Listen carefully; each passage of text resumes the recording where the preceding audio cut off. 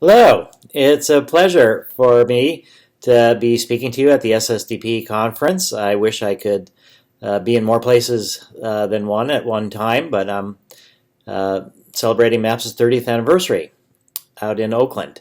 And so I'm sending you this video message. And what I'm wanting to say, first off, just thinking about 30 years, is that there has been amazing progress since I started MAPS in 1986, and before that, since I decided to focus my life on psychedelics and becoming a psychedelic therapist back in 1972. So it's been a long time, and one of the most important lessons I have to share with you is to think long term. That when you look ahead, and particularly from young ages, you look ahead at the future, and it just seems like you've got this infinite horizon going forward. But when you're my age or any age really, you look back, it's like, where did all the time go? So 30 years is not really that long of a period of time. And it's very important, I think, for you with considering how dire the world situation is in terms of the challenges that we're facing with global warming, with the rise of fundamentalism, with, I don't need to catalog all the potential disasters that could happen. But the point is that the world is in a major crisis, and so we need you to dream big, and we can't afford for you to do anything less than you dream, and really try to make it happen. And in order to do that, I think you have to have a long-term plan. It's fine and important to develop a 30-year plan or a 40-year plan or certainly a 20-year plan. Don't be scared of doing that. But when you do that, you have to really look at how do you get satisfaction. You can't really wait for satisfaction until everything has been accomplished, because then you're sort of struggling and you never know if you're going to make it or not. So you have to get satisfaction on a daily basis with everything that you try, and you have to redefine success. So that success is not achieving your objectives. Success is trying your best to achieve those objectives, and that's under your control.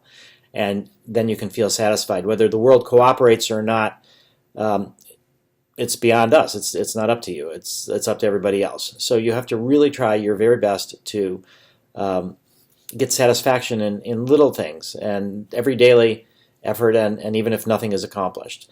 Now, I think you also need to take heart that things are not going to be easy. Things are there's a lot of resistance, but there's the crumbling of resistance. There's the need for healing. So just to give you an example, 30 years ago when I started MAPS, psychedelic research had been blocked all over the world for over a decade, almost 15 years, and really been 20 years since the crackdown had started.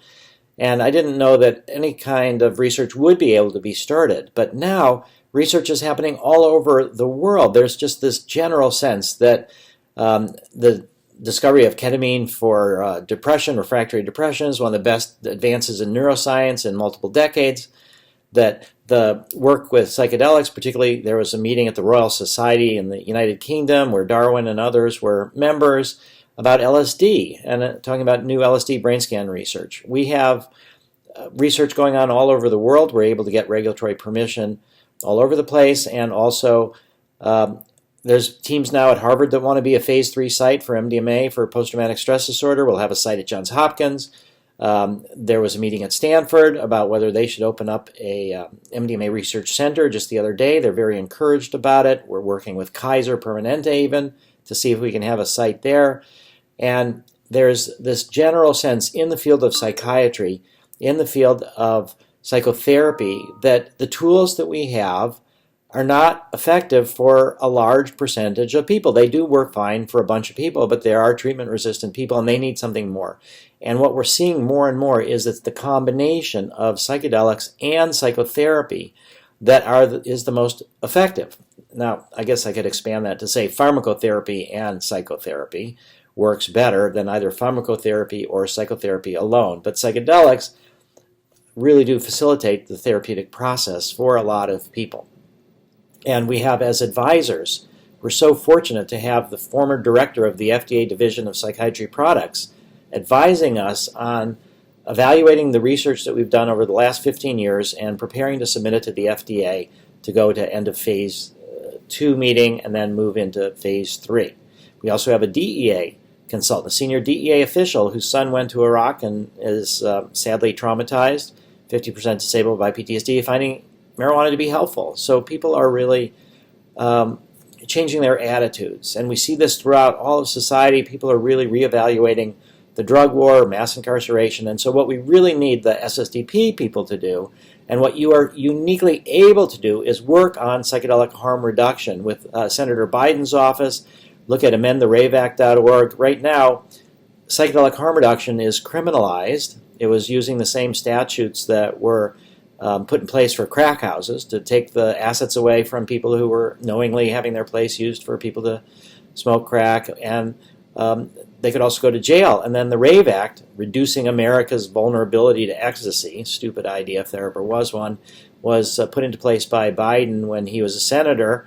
And we've had Natalie Ginsburg, who used to work for DPA, who's a advocacy and policy manager for MAPS. She met with people in Biden's staff. They didn't even know that the RAVE Act was blocking psychedelic harm reduction. So the drug war is really sustained by parents worrying about their kids. It used to be people worried about social change. That was the crackdown in the 60s. That's what Ehrlichman and the statement that he made about 20 years ago, but it's just been getting a lot of prominence lately about how Nixon and he looked around and they didn't like civil rights and they didn't like the hippies. But you can't criminalize people's opinions, but you can criminalize the drugs that they use. You can exaggerate the risks, and then you can try to put them in jail and divide and conquer and turn them against each other and make people into informants.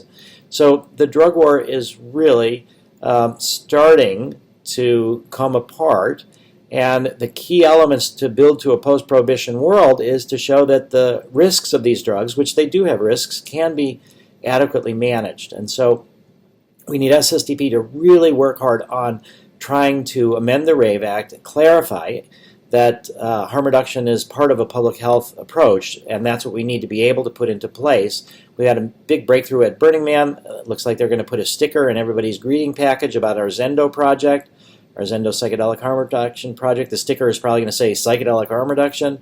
The Bureau of Land Management, federal police even met with Burning Man people and said, we'd like you to do more harm reduction. So that's moving. The other big area where we need help politically for SSD people to lobby is to end the government monopoly on the supply of marijuana that can be used in federally regulated research.